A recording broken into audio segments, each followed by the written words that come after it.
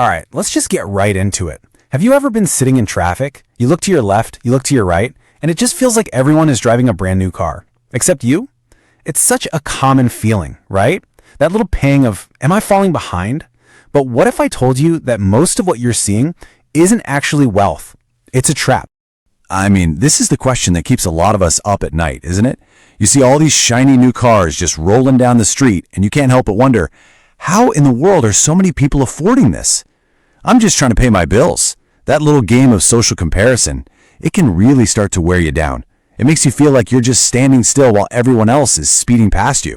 And this quote, wow, it just hits the nail on the head. This is the core idea we're going to unpack today. We are going to completely pull back the curtain on this myth that everybody's rich except for you. Because you know what? Behind that shiny metallic paint, thousands of people are absolutely buried in debt for years to come. And once you understand that, it's going to completely change how you see that brand new car in the next lane. So, in many cultures, and this is especially true in Latin America, a new car has become the number one, fastest, most visible symbol of success. It's like this emotional trophy that just screams to the world, hey, look at me, I've made it, even when your bank account is screaming the complete opposite. The purchase isn't really about transportation anymore. It's about the fear of feeling left behind. And believe me, this is no accident. The entire system is precision engineered to push all of your emotional buttons. You've got these highly skilled salespeople at the dealership, you've got banks throwing easy credit at you, and you've even got friends and family asking, so, when are you going to upgrade that old thing? All that pressure combined turns a massive financial decision into a purely emotional one. So, how exactly do people fall into this trap? Well, let's break down the 3 most common ways people buy cars. On the surface, they all seem pretty accessible, but they can very quickly turn into financial chains. First up, we've got the most popular one by far, financing. You walk onto the lot, you get that intoxicating new car smell, and the salesperson tells you that the monthly payment is super low, that it fits right into your budget. But what they don't emphasize is the 6 or even 7-year contract hiding behind that small number. All that time, interest is piling up, and you're paying for an asset that is literally losing value every single day you own it. Okay, the second path is something called a consortium, or a programmed savings plan. Now, this is sold as this really disciplined, interest-free way to save up. But here's the crazy part. You could be making payments for years with absolutely no idea when you're actually going to get the car. It's like your money is being held hostage. A dream turns into this endless, super frustrating waiting game. And then there's the third path, which, let's be honest, is the smartest one, paying with cash. No interest, no contracts that last forever. You pay exactly what the car is worth. But let's be real here. Saving up tens of thousands of dollars is incredibly difficult, especially in an economy where wages are low and everything is getting more expensive. It takes an unbelievable amount of patience and a solid strategy. Now, check this out. This slide really gets to the heart of the financing trap. That long-term plan looks so friendly, right? The low monthly payment feels totally manageable. But stretch that out over 7 years, and with all the interest, you often end up paying enough for 2 cars just to own one. A shorter term, yeah, it hurts a little more each month. But man, it sets you free so much faster. It gives you back control over your own future. But here's the thing. The price you agree to at the dealership, that's just the beginning. It's not the full story, not by a long shot. We have to talk about the true hidden costs of owning a car. So let's just pick a nice round number.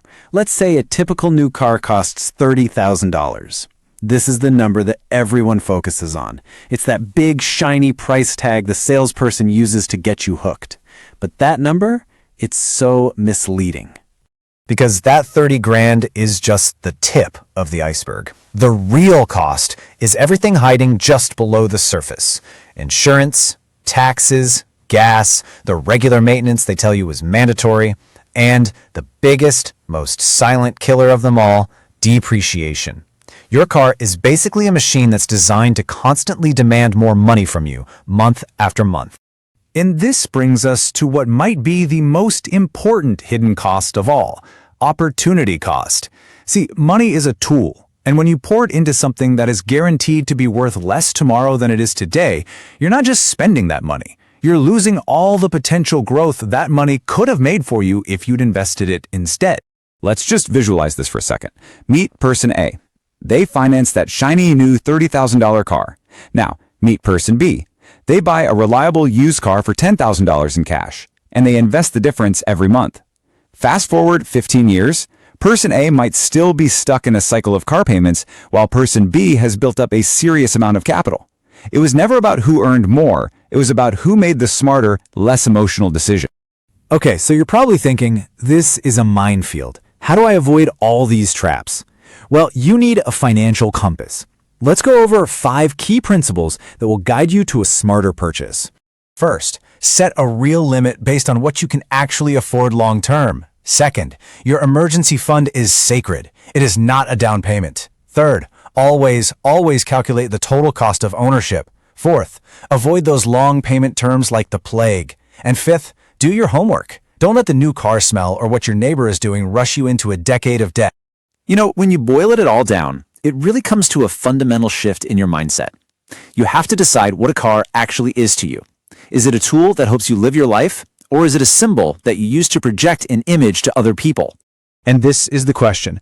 This is the one you have to ask yourself, and you have to be really honest about it. Because your answer to this single question will probably determine your financial health for years and years to come. Your reason for buying is everything. Think about it. A car bought as a symbol, that's all about feeding the ego. It's usually bought out of anxiety, that fear of not keeping up. It forces you to constantly prove something. But a car bought as a tool, that's an intelligent decision. It helps you build a real life, and it lets you live peacefully without that huge payment hanging over your head every single month. And here's the great paradox of it all. We are sold this idea that a car is freedom, the open road. But think about how many people can't take a vacation, or can't switch to a job they love more, or can't invest in themselves, all because they are chained to that car payment. For them, that car isn't freedom. It's a really beautiful cage. So I really want to leave you with this one critical thought. Just take a second and really think about this. If your income completely disappeared tomorrow, how long could you keep making that car payment? If the answer is not very long, then that car sitting in your driveway isn't an asset. It's a huge financial risk. Because in the end, true wealth, true luxury, it has nothing to do with showing off the latest model. True luxury is having options. It's the quiet confidence of knowing you have financial stability. It's the freedom of choice. It is the power to look at that shiny new car and say to yourself, you know what, I could buy that right now, but I don't have to. That is real financial freedom.